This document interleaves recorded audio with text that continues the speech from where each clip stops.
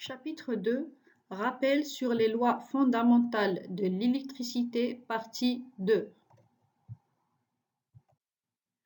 Avant d'entamer cette deuxième partie consacrée au régime sinusoïdal, on va donner une petite remarque pour finir avec le régime continu.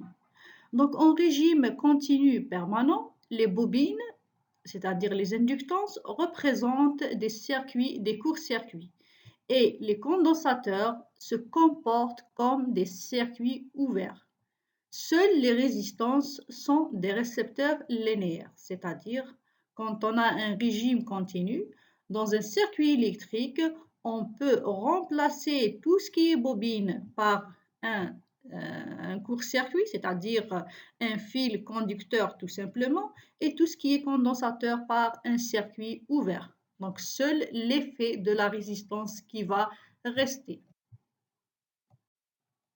Passons maintenant au régime sinusoïdal, appelé aussi harmonique. Le symbole, donc, il est donné généralement en anglais avec les lettres AC qui veut dire Alternative Current. Le symbole, donc, c'est un trait continu avec une courbe sinusoïdale qu'on trouve sur les appareils et les sources de tension alternative et de courant alternatif. On parle de régime sinusoïdal ou bien harmonique quand la variation des grandeurs électriques, c'est-à-dire les courants et les tensions, en fonction du temps est sinusoïdale. Donc si je regarde ici, donc cette courbe-là me donne la répartition, plutôt la variation du courant en fonction du temps. Donc pour un courant sinusoïdal, on voit que cette variation, donc c'est une fonction sinusoïdale. Le régime sinusoïdal est le plus utilisé dans les réseaux électriques puisqu'il assure le transport de l'électricité à haute tension, ce qui réduit les pertes dans les câbles électriques. De plus, les principaux composants du réseau électrique, tels que les générateurs, les transformateurs et les machines, sont conçus pour fonctionner avec un rendement optimal en régime sinusoïdal. Le signal source fourni par la Sonalgaz, qui est le fournisseur d'électricité en Algérie, est produit par des alternateurs, qu'on voit ici sur l'image, dont les valeurs efficaces sont de 220 volts en monophasé avec une fréquence de 50 Hz. On va voir maintenant la représentation temporelle de ces grandeurs sinusoïdales. Donc les expressions instantanées ou bien temporelles, c'est-à-dire en fonction du temps, des courants et tensions sinusoïdaux sont données comme suit. Donc U de t, c'est-à-dire la répartition de U en fonction du temps, est donnée par U max sinus oméga de t plus Vu. I de t est donné par I max sinus oméga de t plus Vu. Donc cette représentation temporelle de I de t par exemple en fonction du temps, c'est une fonction sinus. Comme on peut trouver donc à la place du sinus un cosinus et c'est la même chose. Donc U max et I max sont les valeurs maximales respectives de U de t et I de t. Donc la valeur maximale, on la trouve ici, donc il suffit de faire la projection sur l'axe I de t. On sait que U efficace pour un signal sinusoïdal est donné par U max sur racine de 2. On va voir donc l'explication dans la prochaine diapo de la valeur efficace. Et I efficace, c'est I max sur racine de 2. Donc je pourrais remplacer U max par U efficace fois racine de 2. Donc il suffit de prendre ici U max et de le remplacer par U efficace racine de 2 sinus oméga de t plus Vu. Pour I de t, c'est la même chose, donc je pourrais l'écrire de cette manière, c'est I efficace racine de 2 sinus oméga de t plus phi. Donc puisque I efficace, c'est I max sur racine de 2, donc si je prends cette valeur maximale et que je la divise sur racine de 2, la valeur efficace va se trouver à peu près sur ce niveau. ICC, c'est la valeur crête à crête. Donc, quand je dis valeur crête à crête, c'est-à-dire du max vers le min. Donc, par exemple, si j'ai une valeur maximale ici de 2 ampères, la valeur crête ICC, ça va être 4 ampères. Oméga de t plus Phi, c'est la phase instantanée, c'est-à-dire c'est la position du signal à chaque instant donné t. Oméga, c'est la pulsation, c'est des radians par seconde. Avec donc oméga est donné par 2πf, f étant la fréquence qui est donnée par 1 sur t, t étant la période. Donc je vais avoir oméga est égal à 2π sur t. Donc une période, donc je vais la trouver soit entre 2 maximum, donc comme on voit ici, ou bien de là à là. Donc ça c'est une période. Donc f c'est la fréquence qui est donnée en Hertz, t c'est la période en secondes. Phi et Phi, c'est les phases à l'origine des temps de U de t et I de t, c'est-à-dire la position angulaire à t égale à 0. Donc pour ne pas trop encombrer donc, cette vidéo, dans la partie description, je vais vous laisser un lien vers une explication détaillée de la phase à l'origine que je vous conseille bien sûr de consulter pour mieux comprendre ce concept de phase à l'origine. Donc phi, donc, qui est donné par la différence entre Phi et Phi, donc c'est le déphasage, donc on l'appelle le déphasage, qui est la différence de phase entre la tension et le courant. Valeur moyenne et efficace. Commençons par la valeur moyenne. La valeur moyenne, symbolisée par U moyen, d'une fonction périodique, est donnée comme suit. U moyen, c'est 1 sur t, t étant la période du signal, l'intégrale de 0 à t de ma fonction, c'est-à-dire dans ce cas-là, U de t dt. Donc, si je regarde l'exemple d'une fonction quelconque mais périodique, c'est-à-dire elle se répète chaque période t de la même manière, donc cette courbe-là, donc elle va se répéter de la même manière chaque période t. Cette valeur moyenne, donc, c'est quoi? Donc, c'est un nombre réel donné donc par, donc quand je regarde ici, une intégrale, ça va être la somme des surfaces que fait la courbe avec l'axe des temps. C'est-à-dire ici, par exemple, nous avons l'air sous cette courbe-là, elle est positive cette surface. Donc, je lui rajoute donc cette surface qui est négative plus cette petite surface qui est positive. La somme de ces trois surfaces représente la valeur moyenne. Dans ce cas-là, donc on la trouve située à peu près ici. Maintenant, la valeur moyenne d'un signal sinusoïdal, et c'est ce qui nous intéresse, donc cette valeur, elle est nulle. U moyen pour un signal sinus ou bien cosinus est égal à 0. Pourquoi? Parce que tout simplement, si je regarde cette courbe sur une période, si je calcule cette intégrale, je vais trouver 0 parce que nous avons une surface positive qui est identique à la surface négative. Donc, si je fais la somme de ces deux surfaces, je vais trouver 0. Bien sûr, à condition que ce signal ne soit pas décalé sur l'axe des Y, c'est-à-dire il n'y a pas de offset sur mon signal. Une valeur moyenne est mesurée avec un appareil qui soit analogique ou numérique en position continue. Donc, pour la mesure, on verra ça avec plus de détails dans le cours de mesure électrique. Pour la valeur efficace d'une fonction périodique est donnée par un réel, U efficace, qui est égal à la racine carrée de 1 sur t, l'intégrale de 0 à t de ma fonction au carré. Dans ce cas-là, c'est U de t au carré dt. La valeur efficace d'un signal sinusoïdal est égale à U max sur racine de 2, bien sûr. Donc, après avoir calculé donc, cette expression pour une fonction sinusoïdale, que ce soit un sinus ou bien un cosinus, on va trouver que U efficace, c'est U max sur racine de 2. Donc, il faut bien retenir cette expression. En faisant une comparaison avec la tension continue, la valeur efficace d'une tension sinusoïdale correspond à la valeur de la tension continue constante qui produirait les mêmes effets, c'est-à-dire les mêmes dégagements de chaleur sur un dipôle purement résistif. Donc, exemple, l'éclat d'une lampe est en moyenne le même avec une tension continue de 3 volts et une tension alternative de valeur efficace de 3 volts. Les appareils de mesure, c'est-à-dire le voltmètre et l'ampèremètre, indiquent des valeurs efficaces et non pas des valeurs maximales.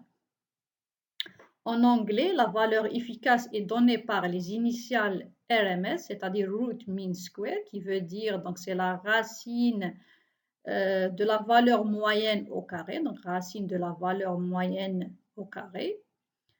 En électrotechnique, on travaille avec les valeurs efficaces des tensions et des courants. Ainsi, pour un réseau électrique de 220 volts, on parle bien d'une valeur efficace. On va voir la représentation de Fresnel, qui est une représentation vectorielle. Dans le chapitre 1, on avait déjà parlé de la représentation vectorielle des grandeurs sinusoïdales avec des vecteurs tournants. Donc là, c'est la même chose. Donc c'est juste une spécification par rapport aux courants et tensions sinusoïdaux. Donc je vais parler dans cette diapo d'une manière générale et je vais vous laisser un lien vers une vidéo très détaillée par rapport à la représentation de Fresnel. Donc la construction vectorielle de Fresnel permet de reproduire une grandeur sinusoïdale, donc des tensions ou bien des courants, par un vecteur tournant à la vitesse oméga de t dans le plan OX, Y. La norme du vecteur, c'est-à-dire le module, est égale à l'amplitude de la fonction sinusoïdale, c'est-à-dire sa valeur maximale, et faisant un angle oméga de t plus phi avec l'axe OX. Donc, faisant un certain angle avec l'axe OX. Bien sûr, donc U de t, ce sont des grandeurs sinusoïdales qui sont définies comme suit. Donc, la norme du vecteur, c'est U efficace racine de 2 et son déphasage, c'est oméga de t plus phi. Juste une remarque ici, les vecteurs de Fresnel sont représentés à t égale à 0 pour simplifier la représentation. Le module du vecteur de Fresnel est égal à la valeur efficace de la grandeur sinusoïdale. On avait déjà expliqué ça, que le terme racine de 2, il est toujours commun, donc on peut le négliger. La tension d'alimentation U de T est considérée souvent, c'est-à-dire en général, comme étant à l'origine des phases. Donc, elle est souvent prise comme référence et dans ce cas-là, on peut dire que phi U est égal à 0 et U de t, donc il peut s'écrire comme étant U de t, U efficace racine de 2 sinus oméga de t. Donc, phi U égale à 0. Donc là, je vous conseille d'aller vers la vidéo de la représentation de Fresnel pour mieux comprendre la procédure.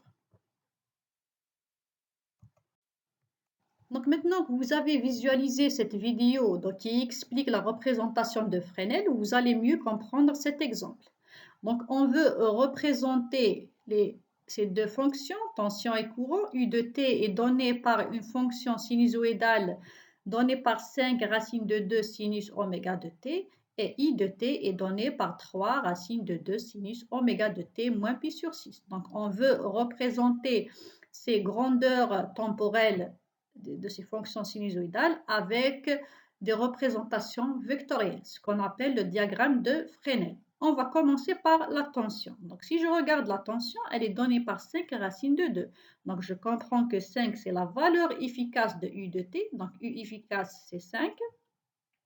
Il n'y a pas de phi U, donc phi U est égal à 0. Donc, on considère ici que la tension I de t est prise comme référence.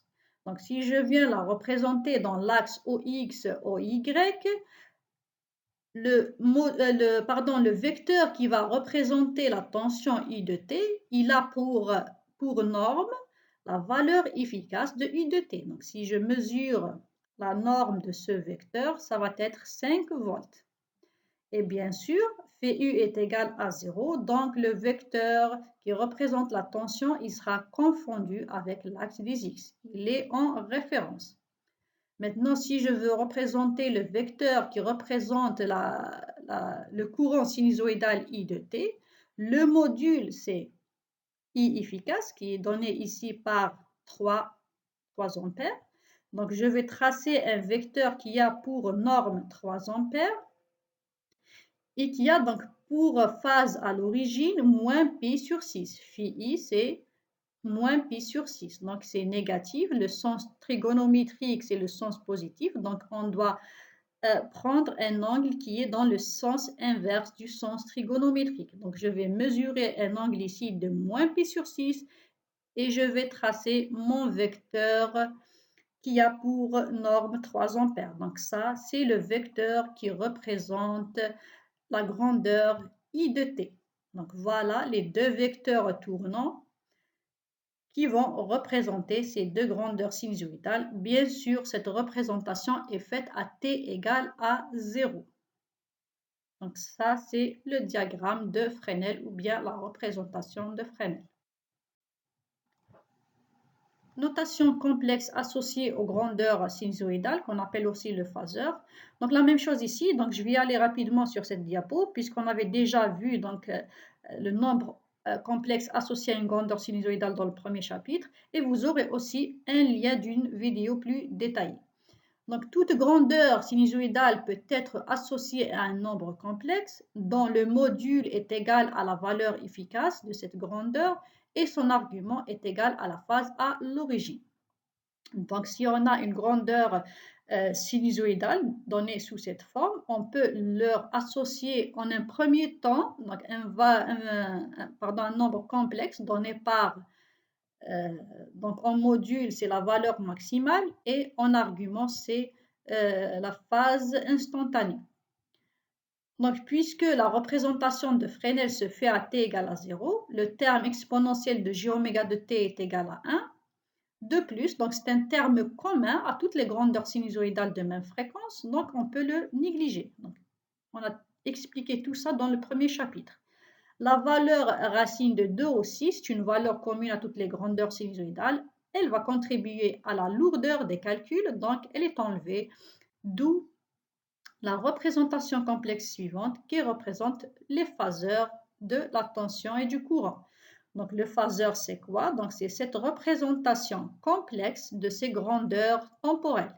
Donc U de t, I de t vont être associés au nombre complexe U bar et I bar donnés par la valeur efficace U efficace et exponentielle de J phi U, c'est la phase à l'origine. La même chose pour I bar, c'est I efficace exponentielle de J phi I. Donc ça, c'est le phaseur, c'est le nombre complexe qui est associé à ces grandeurs sinusoïdales. Faisons donc un petit exemple d'application. On cherche donc le nombre complexe associé aux grandeurs temporelles U de t et I de t données par ces expressions.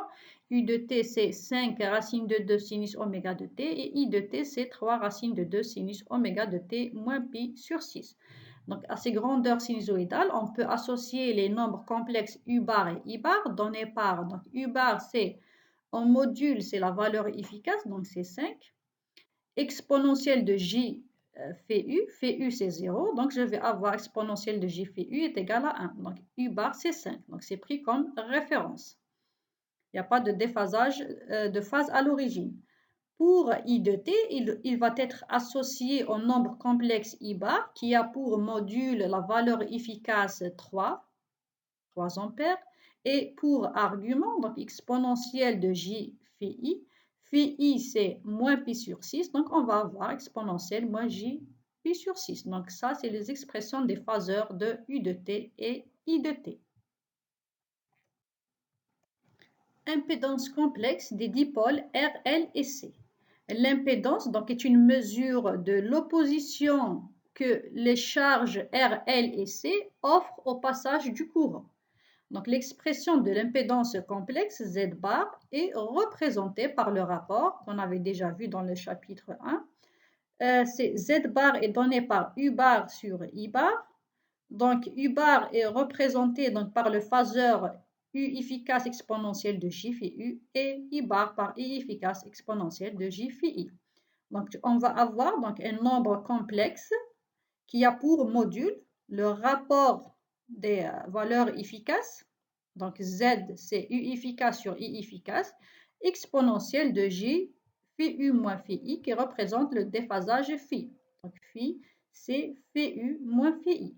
Donc, l'impédance complexe Z, donc elle est donnée par son module Z et son argument phi qui représente le déphasage entre la tension et le courant. En électrotechnique, les dipôles sont regroupés en trois catégories, les dipôles résistifs, inductifs et capacitifs.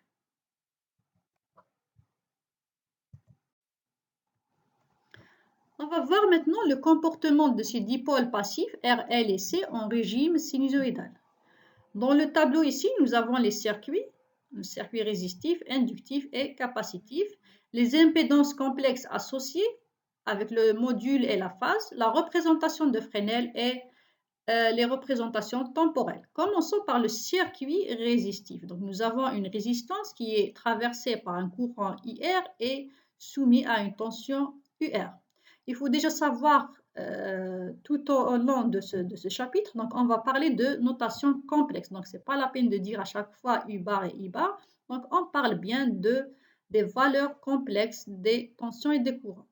Donc, je vais revenir. La relation qui lie la tension et le courant au bornes de la résistance, UR, c'est R fois I. Donc, si je calcule l'impédance complexe qui est donnée par UR sur I, donc on va trouver que c'est R. Donc là, c'est un nombre réel pur. Donc, qui dit nombre réel pur, donc phi R est égal à 0.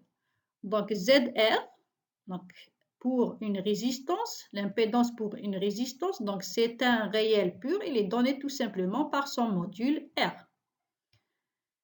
Maintenant, pour la bobine, donc si je regarde la relation qui lie la tension et le courant sur la bobine, on a déjà vu ça.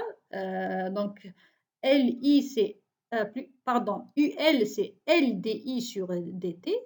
Donc, si je regarde, donc si je remplace la dérivée dI sur dt par l'opérateur correspondant, et là, je vous invite à revenir sur les diapos 11 et 12 de la deuxième partie du chapitre 1, donc qui explique les opérateurs intégrateurs et dérivateurs. Donc, l'expression LDI sur dt, je peux la remplacer par J oméga. Donc, je vais avoir L, G, oméga fois I. Donc, ça, c'est la relation en complexe qui lie la tension et le courant pour une bobine.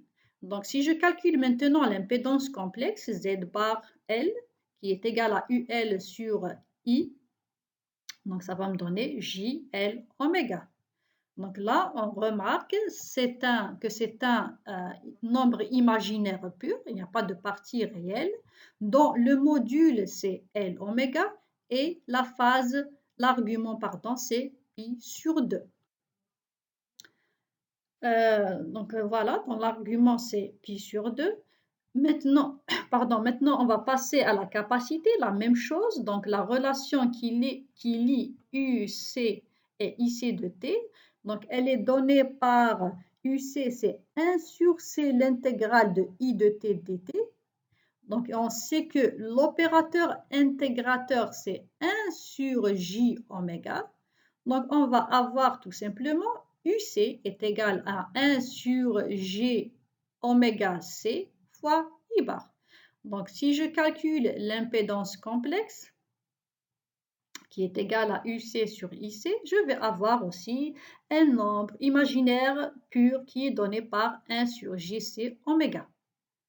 Donc, le module de ZC, c'est 1 sur C oméga, et l'argument, donc, c'est moins pi sur 2. Voilà, donc 1 sur JC oméga, je pourrais l'écrire aussi comme étant moins J 1 sur C oméga. Maintenant, si je parle des représentations de Fresnel. Pour la résistance, on avait dit que phi R, l'argument c'est 0. Donc, on conclut que UR et IR, ils sont en phase. Donc, La différence entre les deux vecteurs, c'est la différence des normes, donc qui revient à la différence des valeurs efficaces. Pour la représentation temporelle, donc on voit bien que V et I aux bornes de la résistance, ils sont en phase. On sait qu'ils sont en phase parce qu'ils sont en train de couper l'axe des temps en même temps. Si je passe maintenant à la bobine, on avait dit que ZL, donc c'est un nombre imaginaire pur, donc l'argument c'est pi sur 2. Donc quand je dis que l'argument de l'impédance c'est pi sur 2, phi L égale à pi sur 2, donc il faut bien retenir ça. Je parle de phi I, pardon, de phi U moins phi I qui est égal à pi sur 2. Donc, puisqu'on avait pris phi U égale à 0, c'est-à-dire on a placé la tension comme référence, donc phi U est égal à 0. Donc, dans ce cas-là, phi I est égal à moins pi sur 2. Pour avoir donc phi U moins pi sur 2, il va me donner un déphasage positif de pi sur 2. Donc voilà, donc si je représente la tension, donc on l'a mis en référence, phi U est égal à 0 et phi I donc est négatif, est égal à moins pi sur 2. Donc je vais mesurer dans le sens inverse du sens trigonométrique un angle de moins pi sur 2 et je vais tracer mon courant I. Et dans ce cas-là, donc il faut retenir ça, pour une bobine, nous avons le courant qui est en retard par rapport à la tension d'un angle pi sur 2. On va mieux comprendre en regardant cette représentation temporelle. Donc voilà la tension. Donc elle est prise comme étant une référence. Donc c'est une fonction sinus. À t égale 0, cette courbe passe par 0. Donc on est bien à phi U égale à 0. Maintenant, si je regarde le courant c'est cette courbe-là, on voit que la tension elle démarre d'ici à t égale 0 et le courant il démarre à partir d'un certain moment. Donc c'est-à-dire il est retardé par rapport à la tension d'un certain temps. Et donc ce décalage-là, donc c'est le déphasage phi L qui est égal à pi sur 2 pour le cas d'une bobine. Il faut savoir aussi donc, que ça, c'est le cas d'une bobine idéale, c'est-à-dire il n'y a pas de résistance interne. Donc ce cas-là, c'est-à-dire en réalité, il n'existe pas. Nous avons toujours une résistance interne donc, qui va intervenir. C'est-à-dire, en général, l'impédance pour une bobine, c'est R plus JL oméga, parce que ça, c'est un cas idéal qui n'existe pas en réalité. Pour le condensateur, si je veux faire la représentation de Fresnel, la même chose, je vais regarder le déphasage. Toujours, on prend UC comme référence, c'est-à-dire phi U est égal à 0. Donc, si je regarde ce déphasage-là, phi C qui est égal à phi U moins phi I, donc pour avoir un moins pi sur 2 avec phi U qui est égal à 0, donc automatiquement phi I est égal à moins pi sur 2. Pardon, phi I est égal à pi sur 2, pardon. Donc là, je vais tracer, donc voilà le courant, un angle positif de plus pi sur 2, et donc je vais tracer le vecteur qui représente le courant ici. Donc on dit que pour un condensateur, le courant est en avance par rapport à la tension d'un angle pi sur 2. Donc si je regarde la représentation temporelle ici, donc pour mieux comprendre, donc je vais regarder par rapport à ce point d'origine. Donc voilà ma tension.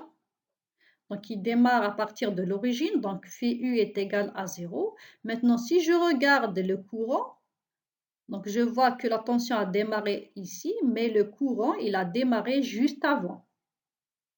Donc avant, comment est-ce que je vais voir? Donc je vais voir quand les deux courbes vont partir dans le même sens. Donc là, c'est une courbe qui monte et là, c'est une courbe qui monte. Donc le déphasage ici, c'est un angle pi sur 2 et je vois que le courant est en avance par rapport à la tension parce que tout simplement, il démarre avant la courbe tension.